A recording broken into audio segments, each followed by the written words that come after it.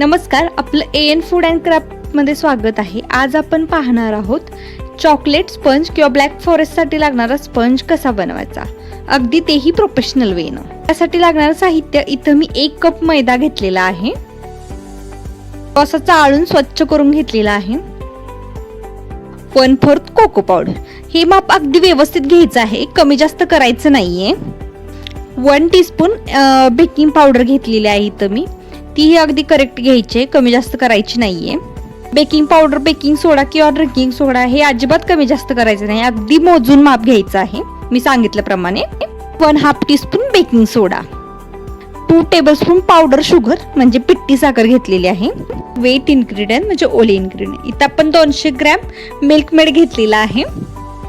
ते तुम्ही कोणत्याही ब्रँडचं घेऊ शकता. तुम्ही त्याला कंडेन्स मिल्कही म्हणू शकता, ते घरी पण बनवता येतं. इथं आपण केक जेल आणि बटर घेतलेलं आहे. केक जेल हे ऑप्शनल आहे आणि बटर हे मी 50 ग्रॅम घेतलेलं आहे. म्हणजे 100 ग्रॅम असेल तर त्याचा हाफ करून घ्यायचा आहे, म्हणजे हाफ कट करून घ्यायचं.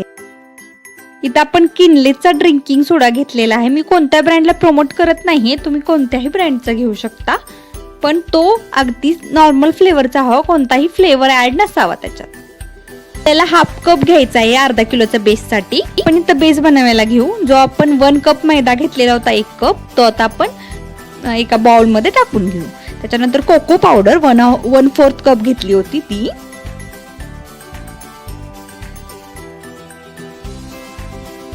पावडर शुगर म्हणजे पिठी साखर. तुम्ही याच्याऐवजी आयसिंग शुगर जी मिळते बाजारामध्ये अवेलेबल होते तीही यूज करू शकता, पण त्याची काही गरज नाही, मी पावडर शुगर यूज करत आहे. इथं मी 1 टीस्पून बेकिंग पावडर घेतलेली आहे आणि आता बेकिंग सोडा 1/2 टीस्पून. हे आता ड्राय इन्ग्रेडियंट चांगले एकसारखे हलवून घ्यायचे आहेत.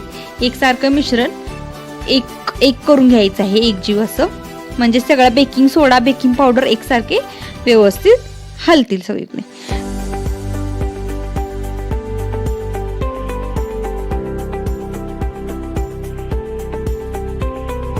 दुसऱ्या बाउलमध्ये जे आपण वेट इन्ग्रेडियंट घेतले होते ते मिक्स करून घेऊ.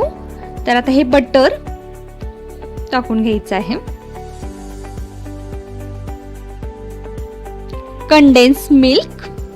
हे सगळे इन्ग्रेडियंट अगदी फ्रीज मधून मी बाहेर काढून घेतले होते. अजिबात थंड नको, नॉर्मल टेम्परेचर वाले हवेत, नाहीतर आपला बेस व्यवस्थित फुगणार नाही. 1/4 टीस्पून केक जेल यूज केलं तरी चालेल किंवा नाही यूज केलं तरी काही प्रॉब्लेम नाही.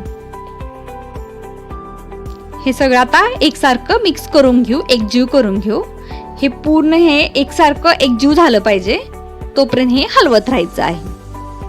बरेचदा आपल्याला वेळही नसतो आणि केकचे बेस बनवायलाही अवघड जातात, तर त्याच्याऐवजी तुम्ही मग प्रीमिक्स ही यूज करू शकता. ते बाजारामध्ये सहज उपलब्ध होतं. केकचे मटेरियलचे शॉप जिथं असतात, म्हणजे तिथं जिथं मटेरियल भेटतं तिथं हे प्रीमिक्स अवेलेबल होतात. मोस्ट ऑफ ते जे केकची ऑर्डर घेणारे लोक असतात ते नेहमी प्रीमिक्सचाच यूज करतात, ते असा बेस बनवत नाहीत. पण माझ्या मते असा बेस हा प्रीमिक्सपेक्षाही टेस्टला छान लागतो. हे एकसारखं मिक्स करून झालं की हे जे ड्राय इन्ग्रेडियंट होते ते आपण ह्याच्यामध्ये मिक्स करून घेऊ.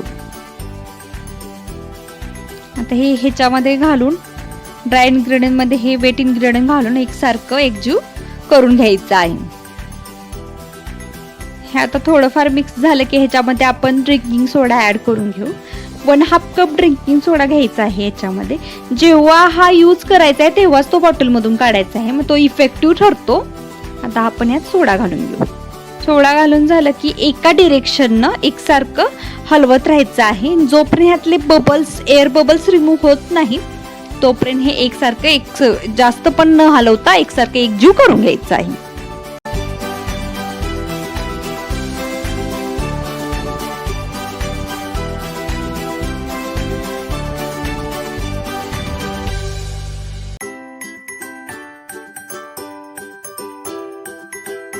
बघू शकता अजून ह्याच्यात एअर बबल्स आहेत, तर ते एअर बबल्स रिमूव्ह करण्यासाठी मी एकाच डिरेक्शननं एकसारखं फिरवत आहे. अगदी हळूहळू, जास्त पण स्पीडने फिरवत नाही. तर हे आता एकसारखं हलवून झालेलं आहे. एअर बबल्स रिमूव्ह व्हायला लागलेले आहेत.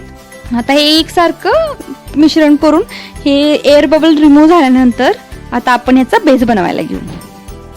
हे असं मी भांडं इथं प्रीहीट करायला ठेवलं होतं. तुम्ही कुकरचा यूज करू शकता, पण कुकरची शिट्टी तुम्हाला काढावी लागेल. लो फ्लेमवर 10 मिनिटं प्रीहीट करायला ठेवलं होतं. हे आपला मोल्ड आहे. मोल्डला केक चिटकू नये म्हणून आपण ह्याला तेल लावून घ्यायचं आहे. त्याच्याऐवजी तुम्ही बटर, मेल्टेड बटर किंवा तुपाचाही यूज करू शकता. ह्यात तेल लावल्यानंतर थोडा मैदा टाकून घ्यायचा आहे आणि तो अगदी एकसारखा सगळीकडे पसरून घ्यायचा आहे. याच्याऐवजी तुम्ही बटर पेपर यूज करू शकता, पण बटर पेपर नेहमी नॉर्मली अवेलेबल नसतो, तर मी हे अशा प्रकारे करून घेते, तर माझा केक कधीच अजिबात चिटकत नाही.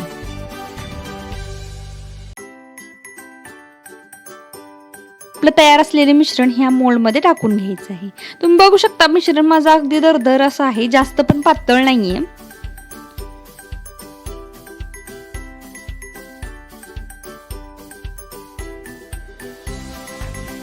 हे मिश्रण एकसारखं वरून होण्यासाठी असं टॅप करून घ्यायचं आहे, जेणेकरून वरच्या साईडने अगदी प्लेन होईल, एकसारखं होईल. हा मोल्ड ह्या भांड्यामध्ये ठेवून द्यायचा आहे. त्याच्या मी खाली प्लेट ठेवलेली आहे आणि लो फ्लेमवर 35 ते 40 मिनिटं ठेवायचं आहे केक.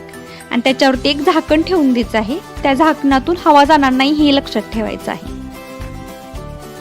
30 ते 40 मिनिटानंतर आपण आता आपला केक झालाय का बघू. तर आपला हा केक तयार झाल्यासारखा वाटतोय, तर ते आपण चेक करण्यासाठी असं चाकू किंवा टूथपिक जी असते ती अशी घालून बघायची. जर ती क्लीन आली तर समजायचं आपला बेस अगदी तयार आहे, म्हणजे तो शिजून चांगला तयार झालेला आहे. थंड करायला ठेवायचा. मी थंड केल्यानंतरच हा केक ह्याच्यातून बाहेर केलेला आहे, काढलेला आहे. तो गरम असताना किंवा कोमट असताना अजिबात बाहेर काढायचं ट्राय करायचं नाही, नाहीतर तो तुटून बाहेर निघतो.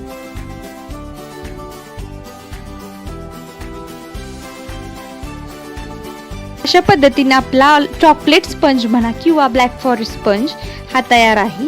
तर अशाच नवीन रेसिपी पाहण्यासाठी आमच्या AN फूड अँड क्राफ्ट चॅनलला सबस्क्राईब करा आणि बेल आयकॉन क्लिक करायला विसरू नका.